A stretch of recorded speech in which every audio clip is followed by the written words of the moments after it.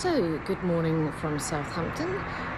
Saturday, the 9th of January 2021. I'm outside somewhere I would normally frequent quite a lot. But as beauticians are shut, I won't be going there for some time. It's been an interesting week. We resumed back to work on Monday. We decided we'd have an inset day, so we only ran the buses for the prep school. And we settled ourselves to our inset day training of preparing to teach remotely and for the flow testing centre. We sat through a few live webcasts about how to set the centre up and all the different roles that were going to be involved, and we assigned roles to people. We decided how we were going to lay out the room, and sometime during the afternoon I sent a message to my maintenance team, can we bring up some privacy screens from one of the other buildings and some test tube holders. I got a message back, shall we hold on that, boss, because Boris is talking at 8 o'clock. I conveyed this to my colleagues, and some of them had already had the message, those who weren't currently in the room at the time.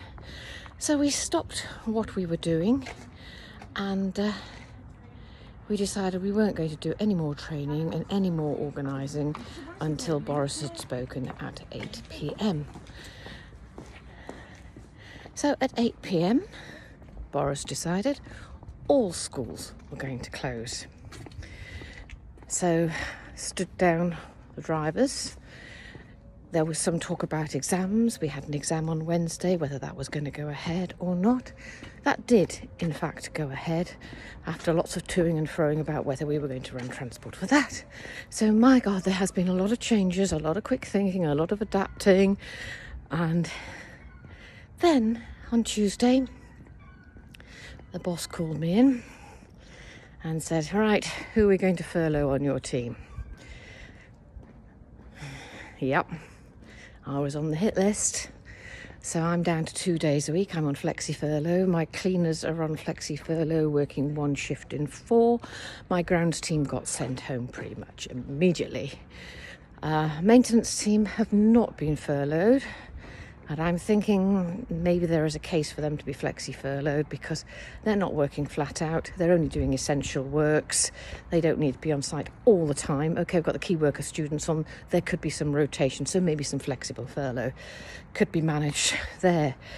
We're running an absolute skeleton staff on school. My deputy head is very keen to keep anybody on site to absolute minimum so that those on site do feel safe.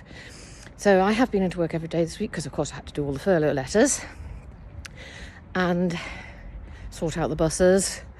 And we also have to ensure that compliance is met because there's no relaxation on compliance this week. So I did take a group of key worker students to toast the marshmallows on the dying fire that the groundsman had lit.